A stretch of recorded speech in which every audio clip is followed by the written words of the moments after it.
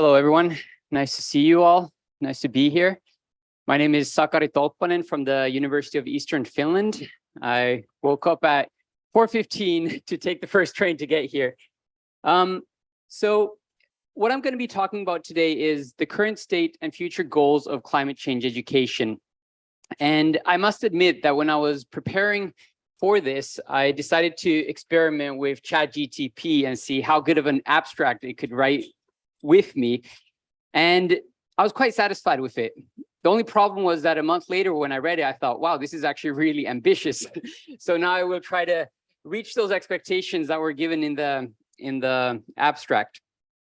So my background is in climate change education. I've been working as a senior researcher for 5 years in climate change education. And before that, I did my PhD on sustainability education, also partially related to climate change education.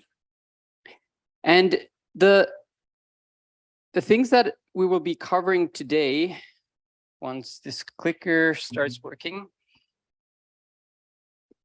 let's see, there we go. So we're going to talk about climate change in the curriculum, both globally and in Finland. And we're going to talk a little bit about students' perceptions, what they think about climate change related issues. And I'm not going to focus on any particular age group. I'm going to sort of jump back and forth from students who are in upper secondary school to university students. And then we're going to look at some of the potential gaps that we have in climate change education, and then what climate change education should or could look like from my perspective. So to get us all on the same page, let's first take a global look. The good news is that people around the world are actually concerned about climate change. This map here from different parts of the world shows that in many countries, when the question is asked, how concerned are you about climate change as a future threat for generations to come? A lot of people would rank this question as a 4, maybe even a 5 on a Likert scale. So that's good. We have sort of a solid foundation to discuss these issues. Now, when we look at the national curricula from different parts of the world, we find that climate change is also present in practically all of the curricula from different parts of the world. Again, here the scores on a Likert scale tend to be a 3 or a 4. And how this study was actually conducted is through data mining. So on this webpage, which I recommend you visit, mecce.ca, there's a lot of interesting data. And so they mined the curriculum of all these different countries, and they looked for the appearance of certain keywords. They had 29 keywords that they looked for: climate change, global warming, and whatnot. And this is the result that they show. So we can say that climate change is present already in schools today. Now, of course, that is just the big picture. And for us to really understand where climate change education is, we need to dwell deeper into the curricula. So a few colleagues of mine, we did a case study. We picked 6 countries, the countries that we were from, and we did a qualitative analysis on these curricula. Finland was one of them. We had Australia, Israel, Indonesia, Canada, and England a part of this study. And well, we can confirm what the previous maps also show is that climate change is present in the curricula in these different countries. However, the approach to climate change and climate change education really differ substantially. In many cases, climate change is a context, not a discrete topic, meaning that climate change may be discussed when talking about the greenhouse effect, for instance. But what that also means is that a lot of the things that students learn about climate change is very scattered. You learn something in grade 7, something in grade 8, grade 9, and so forth, but you don't really form a whole picture of what climate change is. Maybe, yes, the science part, but how it's related to our society, individuals, what type of actions we should take and whatnot, it's scattered. And the other key finding is that it's really dominated by knowledge aspects. So yes, the students will understand the science of climate change somewhat well, maybe fairly well, but what's missing in the curricula is aspects related to action. What can we do about climate change? How should we act as individuals, as members of society? And of course, here again, there's variance from curricula to another, but this is the main theme that we found in our studies. So now we're in Finland. So what is it like here? Well, for those of you who are not so familiar with the Finnish curricula, in 2016, we had a curriculum reform in upper secondary school, and then in 2021 in high school. So fairly recently, the curricula has been changed. And in secondary school, sustainability is a core value that we teach. And what that means in practice is that in the curricula, there's 4 core values, and one of them is sustainability, and especially sustainable for a brighter future. And in my perspective, at least, we can't really talk about sustainability if we don't talk about climate change. So in essence, our curricula gives the forum for all teachers in all subjects to discuss climate change and to teach about climate change. However, the problem in some sense is that climate change as a word is not mentioned anywhere else except in biology and geography. If you look at, for instance, the physics curricula, they're going to talk about renewable energy, how we need an energy transition. Of course, again, that's related to climate change. In chemistry, you might talk about fossil fuel, CO2 emissions, again, related to climate change. But those links to climate change as a bigger phenomena may not be made. It really depends on the teacher on how they build those links. Now, in Finland, we have a very open curricula in the sense that if you look at any particular subject, there's only going to be a few pages of text. Let's say you're a chemistry teacher teaching in grade 7 to grade 9. You only have a few pages instructing you on how you're going to go about your daily job over those 3 years. So unlike in some countries, the curriculum may be very specific. You pretty much have a day-to-day or a week-to-week schedule. Not so in Finland. We give a lot of autonomy to the teachers. They're all masters of education. They know what they're doing. And yeah, it's just a way of also showing appreciation to their know-how. But at the same time, when talking about an issue like climate change, it's something that our teachers who are teaching have not learned about necessarily when they were getting their education. So they might not have all the competencies to teach about climate change education, at least from a very holistic perspective. And so we've interviewed people who are in the field, people who are in the Ministry of Education, people who are in-service teacher training and pre-service teacher training. And we've asked, what is their sentiment of how climate change education is implemented in Finland? And it's really a mixed story. So they say that it really depends on who is teaching and where. So if you have a school where you have the school principal really passionate about climate change issues, or a group of teachers who are really passionate, in those particular schools, climate change will be present in education quite strongly. But then in some other schools, not so much. So there is very big of a divide between schools. And of course, when we're trying to train a whole generation of future decision makers, this is somewhat problematic. However, this curriculum reform has been good for us in many perspectives. And I'm just going to show a few slides related to this, sort of you get the feel of what's happening in the school world right now. So we've conducted research where we've asked around 3,000 Finnish high school students on how they feel about different aspects about climate change education. And we're doing a longitudinal study. So we asked it when they were in grade 10, grade 11, and after the summer, we will have the same questionnaire for them when they are in grade 12.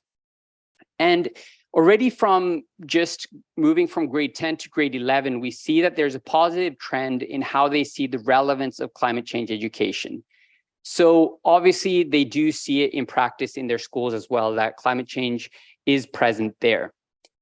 We also see that their knowledge on climate change issues is increasing. So here in the green line, we see what it is for those students under the new curriculum, and the blue line is for the students under the old curriculum. So already after 1 year of studying in high school, the students know more about the science of climate change than what their peers did using the old curriculum. So that's positive. And of course, we expect this trend to continue. What's also positive is that after being exposed to climate change education in schools, their emotions towards climate change issues have been alleviated to somewhat. So they're not as anxious about climate change. They're not as concerned about climate change.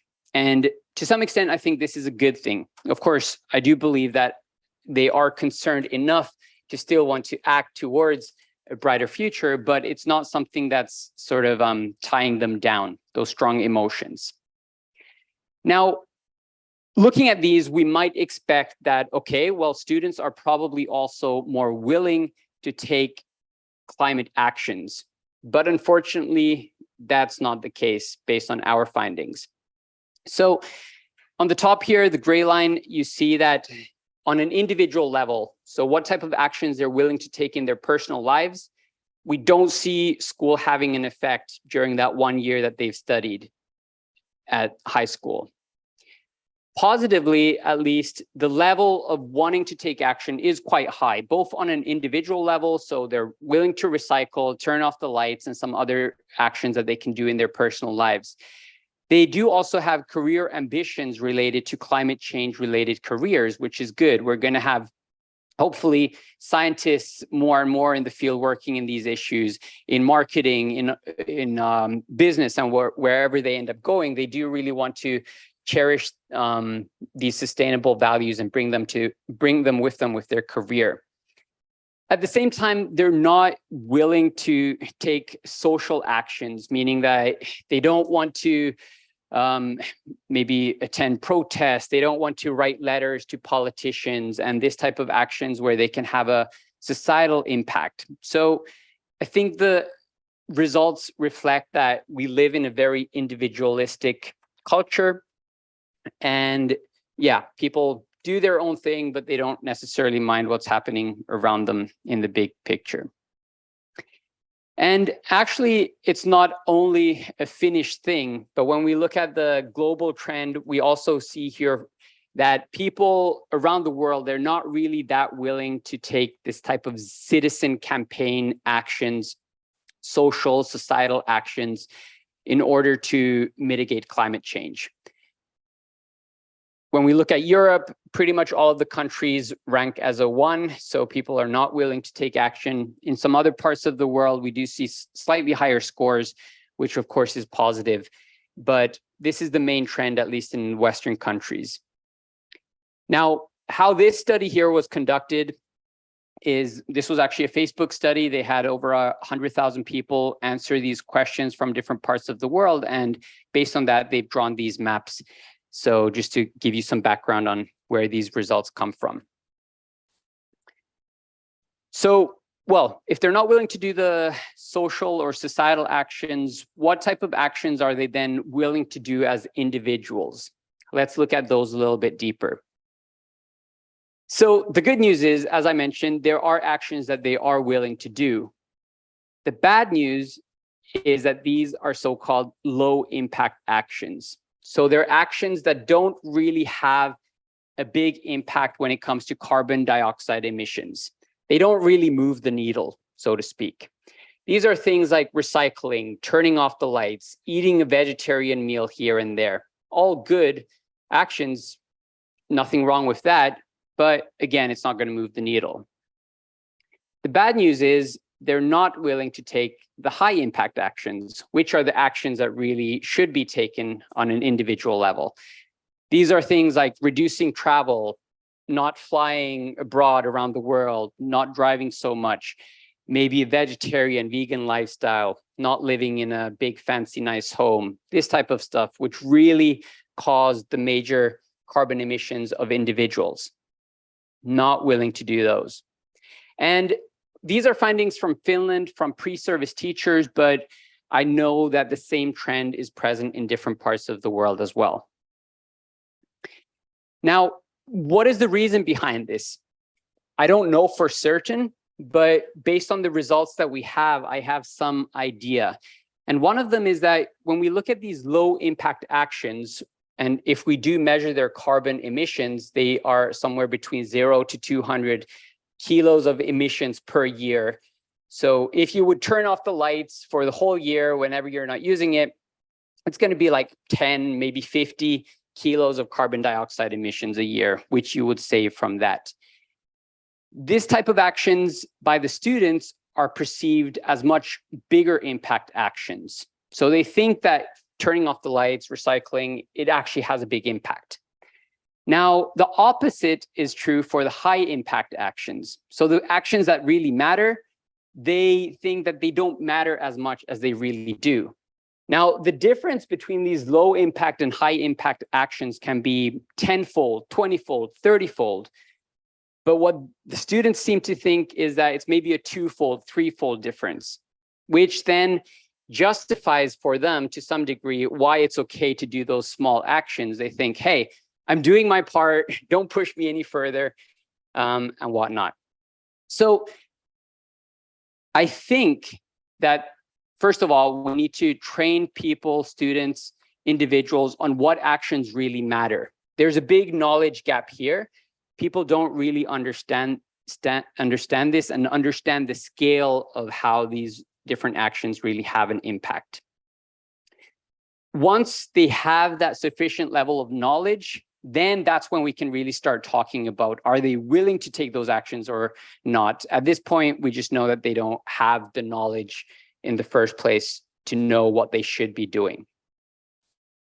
And again, just highlighting, this is pre-service teachers, so university students who have already done their high school and whatnot. So it's not any secondary school students. These are actual people, already done with their secondary and high school.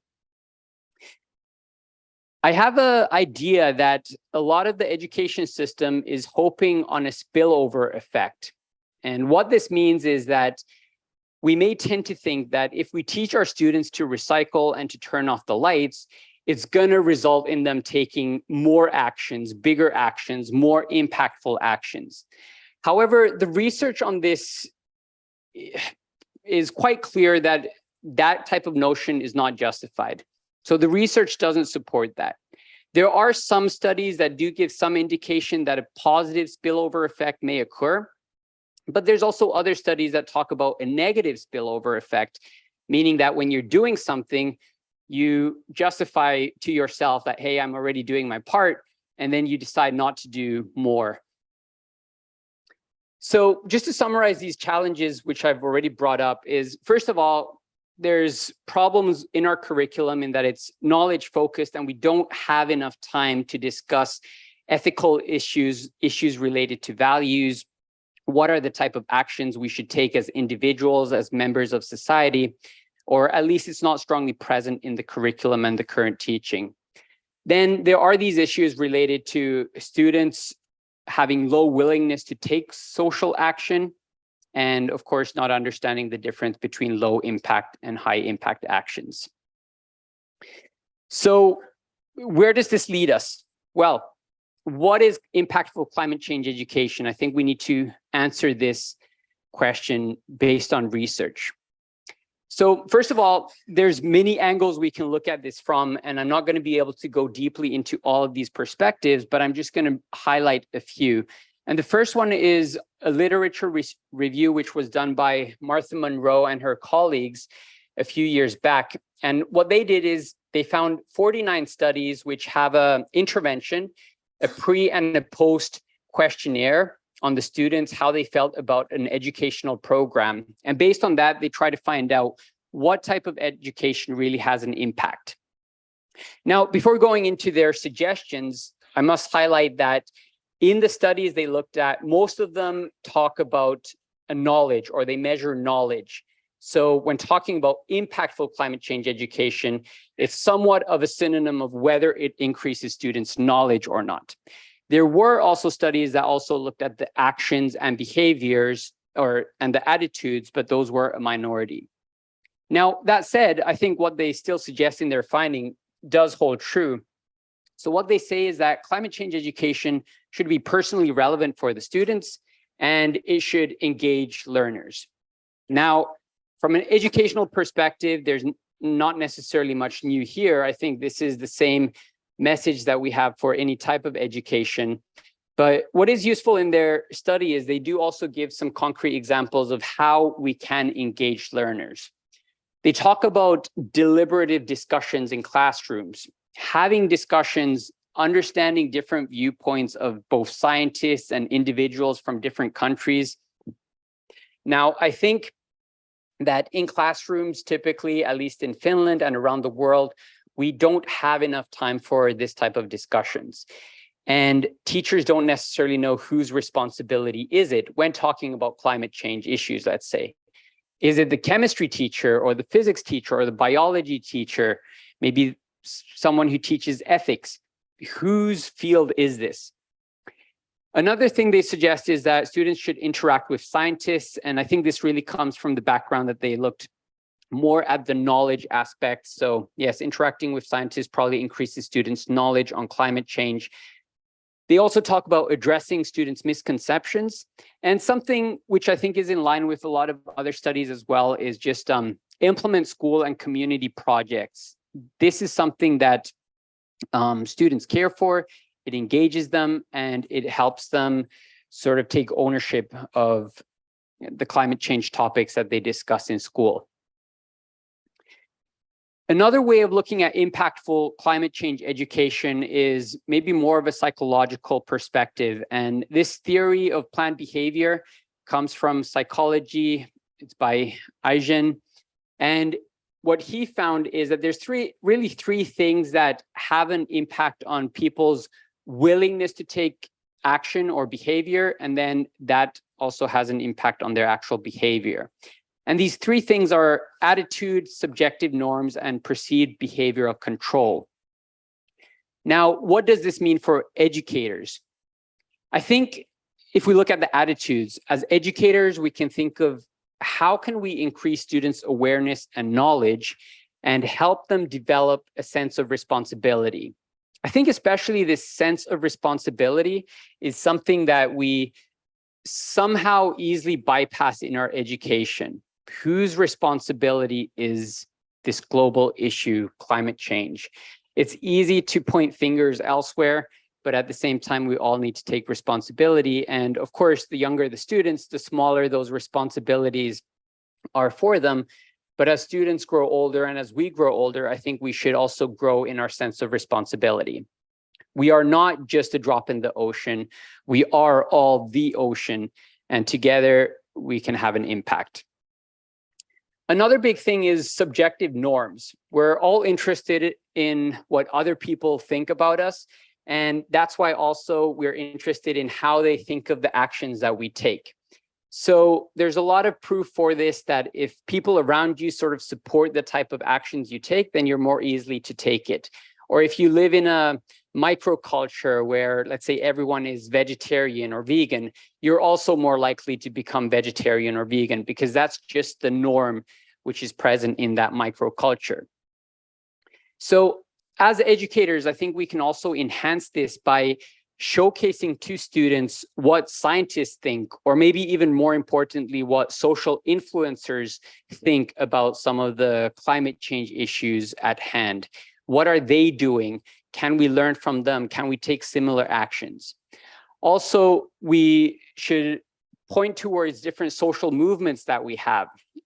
Greta Thunberg, of course, is a prime example. When she was the only one sitting in front protesting for climate action, it probably didn't have too big of an impact as such, but it started to get the big impact when it started having that social norm, social acceptance around it, and people supporting her and joining her to that cause. That's when things start to happen. The third thing is perceived control. So it's logical that people, students, teachers, they talk about recycling and turning off the lights because it's something we can control. It's something that's easy to do. whereas these other actions sometimes are not so easy to do, or at least mentally, and sometimes actually physically, they might be harder to do and harder to control. But I think as educators, we can also somehow modify how we view our perception of control. In some places of the world, in some towns in Finland, let's say, it can be very normal that a student, let's say, takes their bicycle to school, even though it's a 3 or 5 kilometer journey, whereas then somewhere else it's not, because it's not a social norm. So we can sort of switch also that perception of control by helping them realize that, hey, this is something that you can actually control and take leadership of, and that will also gradually change the subjective norm of the environment. So these are some things that are important. So what else is important for impactful climate change education? I'm going to skip that and go to maybe my favorite topic, which is values. So there's also a lot of research showing that values, our core values, really have an impact on how we perceive the environment. And it's also, there's a strong correlation between environmental values and environmental behavior. And we've actually, even though typically we tend to think that values are very stable, they don't change over time too much, but there are also starting to be evidence that these values do change even over a 5-credit course at a university. Some students catch on more environmental values, and the hope is that when they do, over the long term, that will also change into environmental actions, because we know that people with strong environmental values, they do also have a smaller carbon footprint.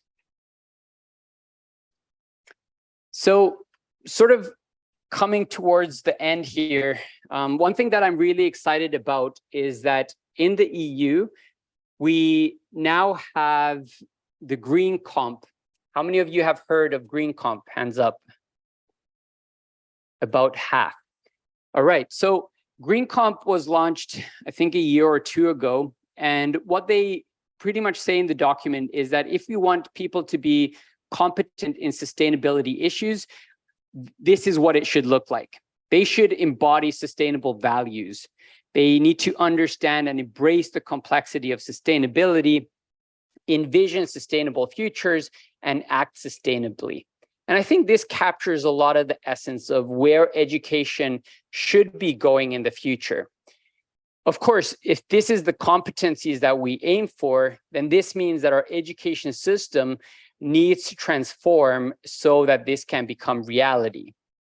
How do we support students' system thinking, critical thinking skills in the context of climate change education? How do we teach them to take action, both individually, collectively, be political agents? And how do we make them value sustainability as such and supporting fairness? Now, this, of course, raises a lot of questions, and there aren't clear-cut answers to any of these, but this is sort of the direction that we're going towards. I think research does already show that through different educational methods, we can increase students' systems thinking, even though it might not be systems thinking in general, but at least in some contexts, such as climate change. Of course, systems thinking, for instance, requires a lot of knowledge, so we do need a strong knowledge base. But one thing that I like about this is also this envisioning sustainable futures. We need to have time to discuss what is the future like that we're building, and not only envision it and make it a utopia, but actually look at the steps on what is really needed for us to get there as a society, as individuals. What type of sacrifices will that require from us? And then again, what are the benefits of taking that route? I think these are the type of discussions that we need to have in schools. We need to have more room for ethics, for value discussions, and really look at justice issues, for instance. Is it just, is it okay that we live our lives the way we do when someone else on the other side of the planet will be losing their home? So to conclude, I think still, even though this bicycle model, some of you may have come across it, is a few years old now, I think it encompasses a lot of these issues about climate change education still that I just highlighted. So this model was developed by colleagues and I a few years ago, and the reason I like this still is that it's moving forward. We don't want to just stay still. We don't just have static bits. We teach knowledge and thinking skills, but the core idea of this bicycle is that we have the values, the identity, and the worldview that really brings everything together. It ties things together. We need the pedals, we need the action to move forward. And we do have the steering wheel. We will need to take some pivots where it's not just going to be a clear path forward. We know that climate change is a wicked problem, meaning we don't know exactly the route forward, but at least we're moving that direction. So we need to increase understanding of the mitigative actions. I think that's some place where we need to start, and then start focusing on understanding these interconnections, how the role of individuals is related to political decision-making, business decision-making, and then again, how politicians and businesses are trying to affect us.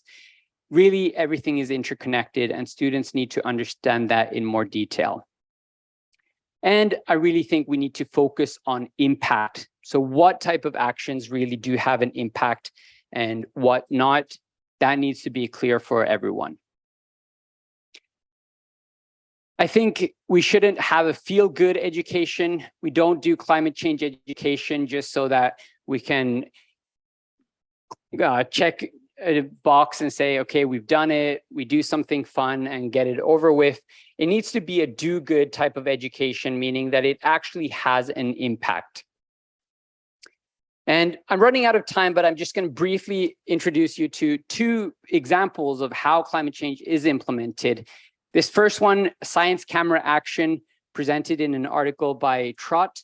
What they did is it was a non-formal education program. I think they had 10 weeks, 10 lessons with students, and they tackled or discussed different issues related to climate change.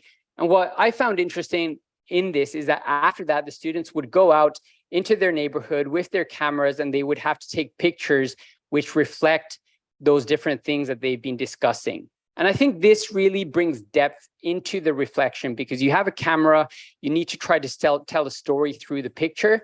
So you're not just writing your first thoughts down on paper and telling your teacher on what the impact is. It requires more thought. Another good example is a climate citizens passport. And in this case, we all know that in schools, different teachers teach different subjects. Sometimes collaboration with them is hard, as I've already mentioned. In this model, what you do is the students have a passport, and in different classes, so biology, physics, wherever they go, they need to earn stamps to this passport, and those stamps represent something that they've been learning. So it helps the students bring all of those different concepts together, and maybe at the end of it, they can do a portfolio of that or whatnot. But anyway, somehow bring together what's taught in different subjects. So that's it for my presentation. Here are some of the citations that I've used, and I think we have some time for questions. Right.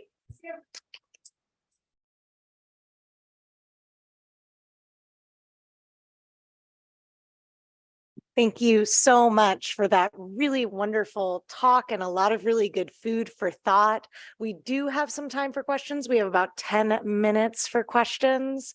I'm going to ask Peter if he could please alert us if there's anybody online who wants to ask a question. And for my folks in the room, if you could please raise your hand, and then we will be bringing a mic to you. So does anybody have any questions for Sakari?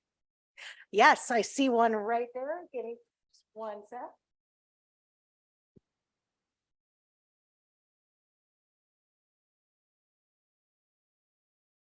So I don't know anything about the current status in this field, and that's why this question. How big a barrier or a facilitator is the global crowd of teachers? Are they capable and willing to take the lead in teaching students, or do they actually make a barrier here? That's a very good question. And of course, teachers are individuals and they have their individuals' ideas about the issues. And it really depends on the teacher on how big of a priority they give the topic. Of course, the teachers are guided by the curriculum, and that's what they need to abide to. So we do need to start by making the curriculums more clear on what they need to teach. I do think that a lot of the teachers in the field, they do also have the same sense of urgency and see this topic as important, but they don't necessarily have the time, the resources to teach.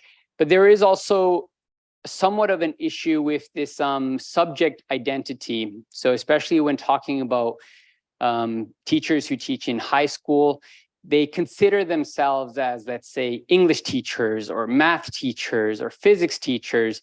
So we need quite a lot of in-service training for them to help them understand why they, as their subject teachers, are also or should be a part of teaching climate change issues.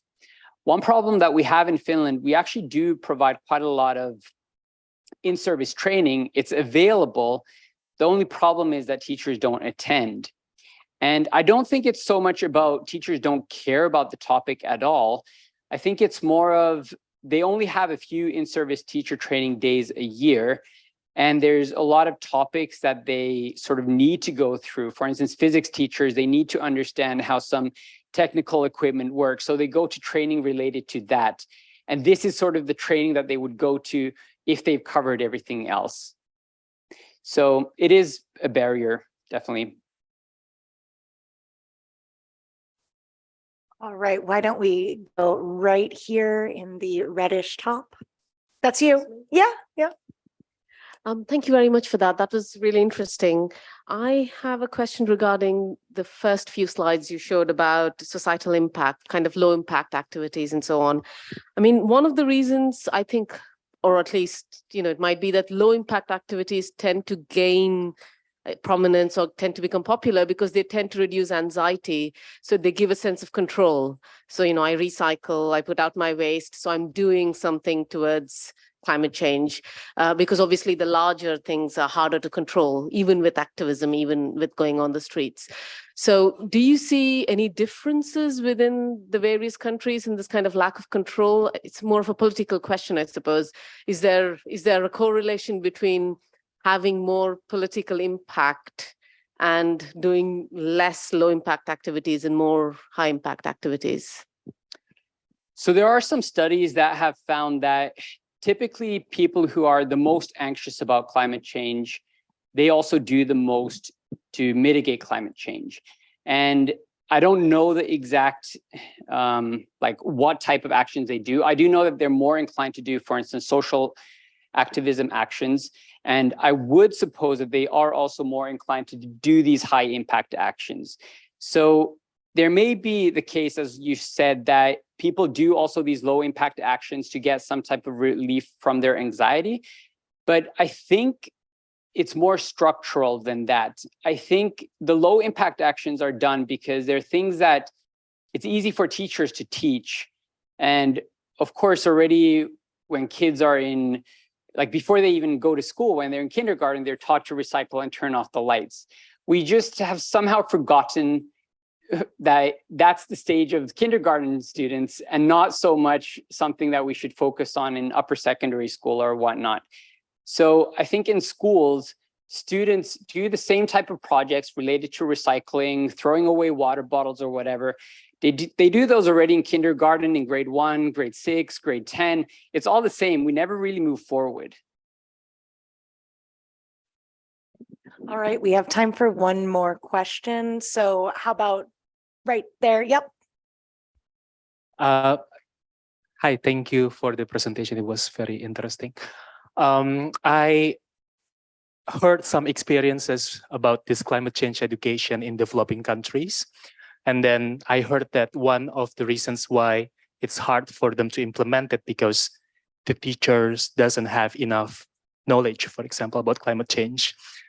And then from the discussion, I heard that the only materials, like accurate scientific materials about climate change that they get is from the IPCC let's say IPCC reports. But IPCC reports is super difficult, super technical for us, even us maybe, to understand.